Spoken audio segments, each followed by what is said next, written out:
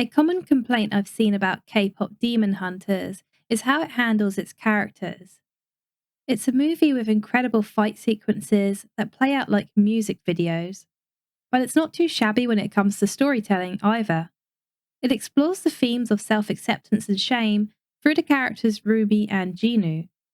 Few characters are as fleshed out compared to the main couple. This is especially noticeable for other demons, which causes some confusion. As modern audiences, we're so used to every character having complexity that it leaves us feeling kind of cheated. But actually, I think there's a good reason for this, and that's what the video will dive into. So, what's this movie even about? The world will know you as pop stars, but you will be much more than that. You will be hunters. K-pop Demon Hunters tells the story of three pop stars, Rumi, Zoe, and Mira, who fight demons with the powers of singing, reinforcing a barrier that keeps demons out of the human world. Things get complicated though when it turns out that Rumi herself is part demon and struggles to keep this a secret while she and the girls must fight a demon boy band to save the world. Said boy band is led by Jinu, who has his own mysterious past and reasons for doing what he does. Let's start with the big bad of the movie, Guima. He's the demon king, ruling over all demons. When it comes to characterization, he's pretty simple. A being made of pure evil that's shown as a flaming mouth. His lack of body makes him feel like a force of nature, a hungry, burning fire that has nothing redeemable or vaguely human about it. Guima reinforces the social order of the demon world. All demons fear his ability to remind them of their shame and guilt, or to simply kill them. One of his powers is the ability to speak to demons in their minds, allowing him to control and manipulate them. He enforces the social order that makes it harder for individual demons to break away from their way of life. This is why his body, being a literal flame, works so well, because it dehumanizes him into something less of a character and more of a symbolic system. We see Guima's parallel in the Honmoon, a shield created by the original hunters that forces demons underground. Part of its strength comes from the hunters hiding their faults and fears, which makes sense for a shield. By its definition, a shield should protect against weakness. In a less interesting story, the Honmoon would just be a ritual that saves the day. But here, it represents a flawed system which has been unquestioned for as long as it existed. For Rumi, her marks must stay hidden until the Honmoon can remove them, something her mentor figure, Celine, promises will happen. Guima's power comes from his ability to find hidden weaknesses in both his own enslaved demons and humans. And the Honmoon allows vulnerabilities in its defenses because it doesn't address them. I love this particular scene which shows the toxic nature of the Honmoon. We see Celine worrying over the Honmoon as she faces a sacred tree. Rumi appears behind her, suffering and unnoticed until Celine senses a threat. Rumi? It's powerful in its meaning, showing exactly where Celine's priorities lie, which is all but spelled out as the scene concludes. This scene is a summary of their entire relationship. Celine protects the Honmoon by protecting the status quo and forcing Rumi to cover up. While the Honmoon isn't whispering false promises in its believers' ears, both the Hunter Society and the Demon Society involve shame in order to uphold their respective systems of power. Demon voices might as well just be our inner critics, hidden feelings of shame that grow and fester if not dealt with. Guima also uses shame, but he only amplifies what was already there. The story uses Guima and the Honmoon to explore larger themes, and this carries over to the other demons. Jinu is a demon who brings together the Saja boys in order to fight the hunters and end the world. He does this because Guima promises to erase his painful memories of abandoning his family. He views being a demon as a hopeless existence, where you simply live with your suffering. Even when Jinu agrees to help Rumi, Guima mocks him, knowing he doesn't really believe he can be saved. If you really believed her, if you really thought you could escape what you are, what you did, you would have told her the truth. Through Jinu, we start to see demons differently, and like Rumi, we wonder if any of them can be saved. Jinu adds depth and complexity to what we previously viewed as cartoon monsters. But just as there is a reason for Guima to be simple, there is a reason that Jinu gets to be complex. A big one is the story's theme. This is a tale of self-acceptance channeled through opposing leads who share the same problem. Both Roomie and Jinu's shame stems from the social order they are expected to uphold, even when it hurts them. And so by fleshing out Jinu and Roomie specifically, we get to see how the status quo is reinforced, not just in the name of evil, but also in the name of good. The fact Roomie spends her entire life hiding to protect this barrier reeks of toxic positivity and the ways good intentions can become twisted. At least Guima hurts his followers because he's an evil demon guy, but what excuse does Celine really have for upholding a system that hurts her own adoptive daughter? When Roomie's demon half is discovered, she experiences the full impact of being a demon. She goes through this stage of grief and hopelessness, fully accepting Jinu's hopeless worldview as her own. They have this important conversation earlier in the film, which was played off as quite light-hearted, but is actually very important to understanding their struggle. Both scenes are in conversation with one another. That's the funny thing about hope. Nobody else gets to decide if you feel it.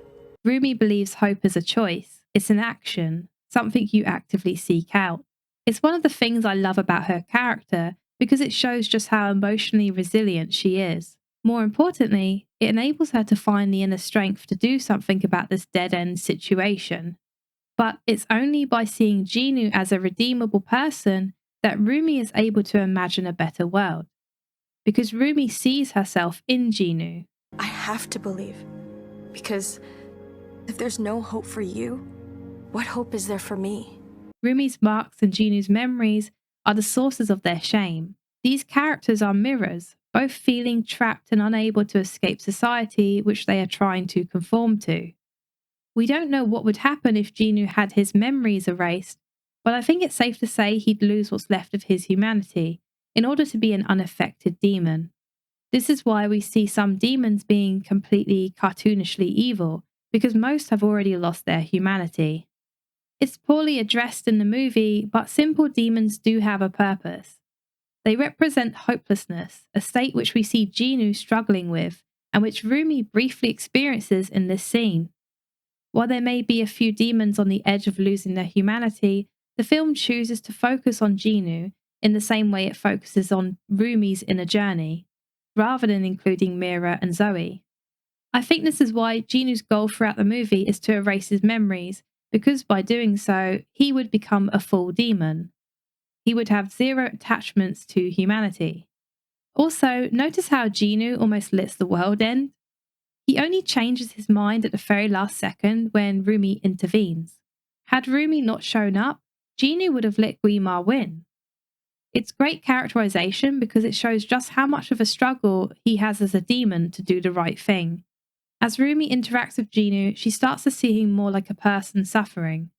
And in doing so, she's able to let go of her own shame and find her voice. This is why making Jinu complex was so important to the story. There is no hope for either of them under the current system, either in Guima's world or the Hommoon's. Both wish to be free, trapped by the roles they have no choice but to fulfill. Jinu provides the understanding Roomie needs in order to recognize that the problem is larger than herself, that she in fact isn't the problem at all, but rather the system that she has worked to maintain. There can be no hope under the current ways, and so she must create a new one. I do think people's biggest problem with the movie happens right about here, in the final confrontation. After Roomie accepts her demon side, she and the girls proceed to kill all of the remaining demons. Hordes of faceless demons are cut down, including all of the Saja boys. None of them are allowed to have even a shred of humanity or depth that's given to Jinu. When so much of the story's message is about self-acceptance and understanding the other, which is represented by a demon, it feels really out of touch. While I do think it's funny that only Jinu gets to be this hot, emotionally complex, not like other demons guy, I think the movie just doesn't do a good job of explaining why some demons are simply evil. It's not actually a problem for some demons to be simple, as I explained before. The movie's problem comes about because it makes us spend so long with this one character that it throws us off seeing others of his kind being treated so differently. I think we can forgive Mira and Zoe having less depth because as an audience we understand why they do what they do. But since the film wants Jinu to be our second lead, And since demons are a big concept for this movie, the demon side really needed fleshing out. Even just one scene giving us more understanding of demons and their motivations would have helped. Like there's this one moment where Roomie tries confronting a demon and nothing comes of it. The movie shows us that it understands we'd want answers here, but then it pulls back as if this isn't a question worth resolving. And again, we can view this as the movie telling us that Roomie and her inner conflict is the focus of the story, and the themes of acceptance are about the self, not society. But that's still kind of weird because demons are treated the way Roomie fears to be treated.